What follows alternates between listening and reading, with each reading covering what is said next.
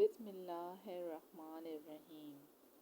آج ہم بات کریں گے حضرت شیس علیہ السلام اور حضرت ادریس علیہ السلام کے بارے میں۔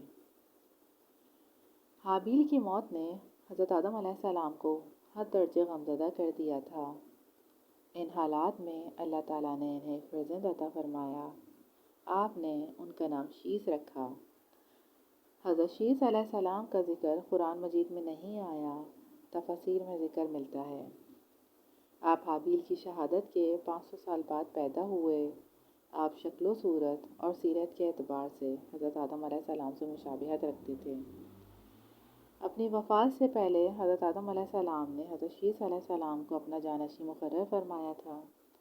حضرت شیس علیہ السلام حضرت آدم علیہ السلام سے جنت کا ذکر سنتے رہتے۔ آپ کے زمانے میں لوگ 2 گروہوں میں بٹ گئے تھے۔ ایک گروہ تو وہ تھا جو آپ کا فرما بردار تھا، دوسرا گروہ وہ تھا جو قابیل کی اولاد کا پیروکار تھا۔ حضرت ادریس علیہ السلام کا نسب نامہ یوں ہے کہ حضرت ادریس علیہ السلام کا سلسلہ حضرت شیس علیہ السلام سے ہوتے ہوئے حضرت آدم علیہ السلام سے جا کے ملتا ہے۔ قرآن کریم میں آپ کا ذکر پارہ نمبر 17 سورہ انبیاء اور پارہ نمبر 16 سورہ مریم میں موجود ہے۔ اللہ تعالیٰ ارشاد فرماتے ہیں، اور یاد کرو کتاب میں ادریس کا ذکر، بے شک وہ سچے نبی تھے اور اللہ نے انہیں بلند مرتبے پر پہنچایا، یعنی ظاہری اور باطنی کمالات عطا فرمائے۔ حضرت ادریس علیہ السلام جب بالغ ہوئے تو اللہ تعالیٰ نے انہیں نبوت عطا کی۔ نبوت ملنے پر آپ نے شہر بابل کے بھٹکے ہوئے لوگوں کی تبلیغ شروع کی۔ شریر لوگوں نے آپ کی بات نہ مانی، البتہ ایک مختصر سی جماعت آپ پر ایمان لے آئی۔ وہاں سے آپ نے ہجرت کا ارادہ فرمایا۔ ان کے پیروکار بابل میں رہتے تھے۔ بابل کے ساتھ ہی دریا دجلہ اور فرات بہتے تھے۔ اس کی وجہ سے یہ تمام علاقہ سرسبز اور شاداب تھا اور ان لوگوں کا یہاں سے جانے کو جی نہیں چاہتا تھا۔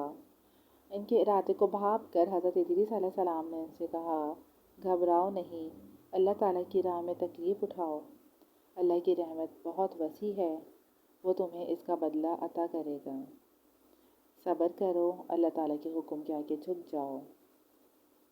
آپ کے الفاظ کو سن کر وہ آپ کے ساتھ جانے کو تیار ہو گئے۔ اس طرح آپ ان کے ساتھ مصر روانہ ہوئے۔ جب مسلمانوں نے دریائے نیل کی شادابی دیکھی تو وہ بہت خوش ہوئے۔ اس وقت حضرت ادریس علیہ السلام نے ان سے فرمایا، دیکھ لو یہ جگہ تمہارے بابل کی طرح سرسبز اور شاداب ہے۔ دریائے نیل کے کنارے کوئی بہترین سی جگہ پسند کر لو اور وہیں ٹھہر جاؤ۔ اس طرح یہ حضرات وہاں ٹھہر گئے اور حضرت ادریس علیہ السلام نے یہاں بھی اپنا کام شروع کر دیا، یعنی کہ دین کی تبلیغ شروع کر دی۔ حضرت ادریس علیہ السلام ہر طرح کی زبانیں جانتے تھے۔ لوگ بھی مختلف زبانیں جاننے والے تھے۔ آپ نے انہیں دین کی تبلیغ کے ساتھ ساتھ شہری زندگی گزارنے کے طریقے بھی سکھائے۔ آپ نے ہر طرف کے لوگوں کو جمع کر کے انہیں دین کی تعلیم دی۔ جب یہ لوگ اپنے علاقوں میں واپس گئے تو انہوں نے شہر اور بستیاں آباد کیں۔ اس طرح اللہ کا دین چاروں طرف پھیل گیا۔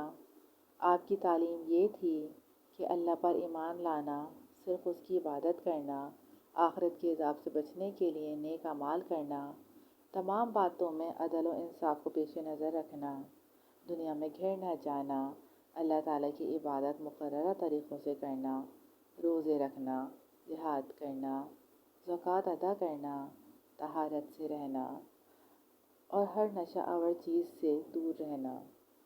یہ تھا خلاصہ حضرت ادریس علیہ السلام کی تعلیمات کا۔ حضرت ادریس علیہ السلام نے اپنی امت کو یہ بھی بتایا تھا، میری طرح اس عالم میں دینی اور دنیاوی اصلاح کے لیے بہت سے انبیاء علیہ السلام تشریف لائیں گے۔ وہ بری باتوں سے پاک ہوں گے، فضائل میں کامل ہوں گے، ان کی دعائیں قبول ہوں گی۔ آپ حضرت نوح علیہ السلام کے پردادا تھے۔ اللہ تعالیٰ نے آپ کو بلند مرتبہ عطا فرمایا۔ آپ کے ہاتھوں بہت سی صنعتیں ایجاد ہوئیں۔ قلم سے لکھنا اور کپڑے سینا آپ ہی نے ایجاد کیا۔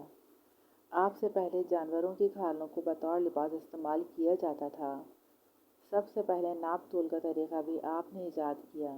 سب سے پہلے اسلحہ بھی آپ نے ایجاد کیا اور اس اسلحے سے بنو قابیل سے جہاد بھی کیا۔